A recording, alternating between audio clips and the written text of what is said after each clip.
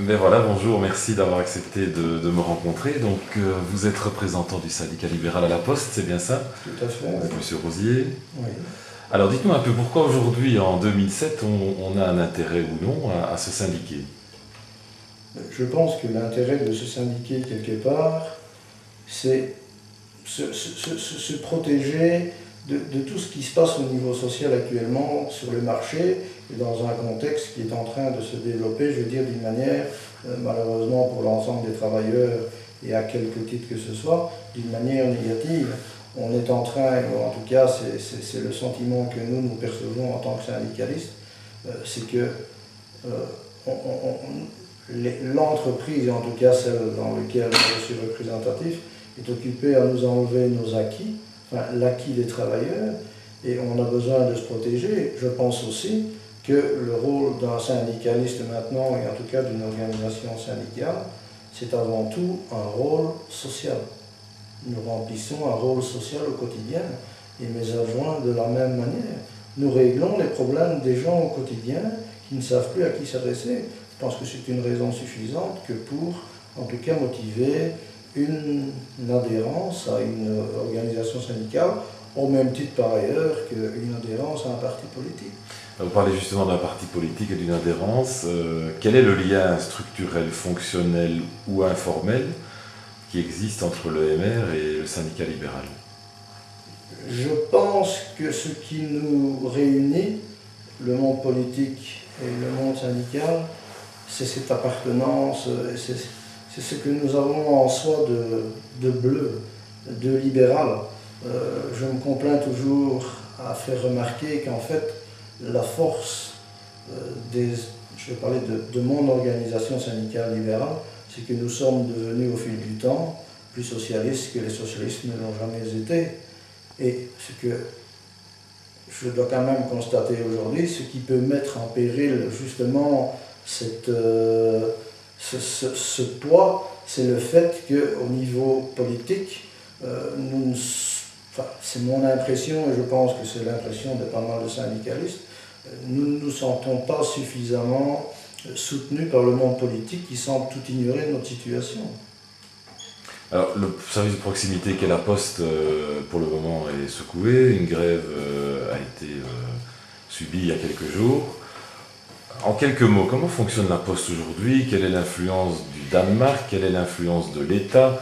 Qui fait quoi? Donc, comment ça fonctionne la Poste aujourd'hui en 2017? Eh bien, en fait, bon, la Poste, pour des questions de survie que je ne vais pas mettre en doute ni en cause aujourd'hui, a dû bien entendu s'adapter à la loi des marchés et à la loi de la rentabilisation, c'est un fait. À partir du moment où nous sommes devenus société autonome, entreprise autonome, pardon, il est un fait que nous avons dû, d'un niveau budgétaire, chercher des partenaires externes. Le choix de la Poste danoise, ce n'est pas nous qui l'avons souhaité, mais il est là. En fait, je dois dire que pour répondre à la deuxième partie de votre question, le conseil d'administration de la Poste belge sera composé dorénavant d'une participation représentative égale aux parts de marché par des Danois qui prônent une complicité de marché qui n'est pas nécessairement la nôtre et qui ne correspond pas nécessairement à ce que nous souhaitons au niveau du marché belge. Mais dans le cadre de la libéralisation, on est tenu de s'adapter, mais pas à n'importe quel prix. Parler de libéralisation, on est en cours. Géoroute, est-ce que ça s'inscrit dans ce processus-là? Et pourquoi est-ce que ce fameux Géoroute 1 et puis maintenant 2 est décrié par le ou les syndicats et même le 3 maintenant? Je pense qu'en fait, le logiciel Géoroute en tant que tel, et je vais parler de la première mouture, je ne vais pas dire qu'elle ne faisait pas partie en tout cas des nécessités liées à la modernisation du système chez nous, mais elle ne correspond pas d'une manière et démographique et d'une manière sociale à ce que nous vivons en Belgique. Maintenant, problématique, Géoroute 1 a nécessité des investissements supérieurs à ce qui était prévu.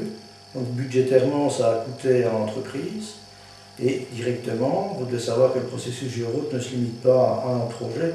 Il y a Géoroute 1, il y a Géoroute 2, il y a Géoroute 3 bientôt. En fait, c'est une adaptation constante des services de distribution liée d'une part au volume, qui sont en régression, et au fait d'adapter les personnes physiques en fonction du volume de courrier à distribuer chaque jour.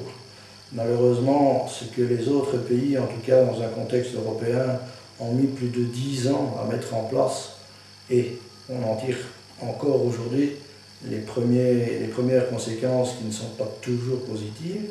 La Poste belge, elle, quant à elle, c'est un défi, c'est une gageure, on appelle ça comme on veut, a voulu tout mettre ça en moins d'un an. Géoroute 2 est arrivé alors qu'on n'avait pas solutionné Géoroute 1, et Géoroute 3 va arriver alors qu'on n'a toujours pas solutionné ni 1 ni 2. Surcroît de travail, climat social exécrable, charge de travail tout à fait inconcevable et inacceptable. Et voilà la situation dans laquelle on se trouve. Maintenant, je vais quand même ajouter que dans un contexte beaucoup plus général, il n'y a pas que Géoroute. Géoroute concerne les distributeurs, mais si vous voyez ce qui se passe dans les divers départements de la Poste, les gens qui nettoient les bureaux, les guichetiers, les suppressions de bureaux, Géoroute n'est qu'une particule bien entendu importante, mais ne consiste pas en tant que telle et je vais dire, uniquement dans le cadre de mail à la problématique que nous connaissons à la Poste actuellement. C'est tout un ensemble dont Géoroute fait partie.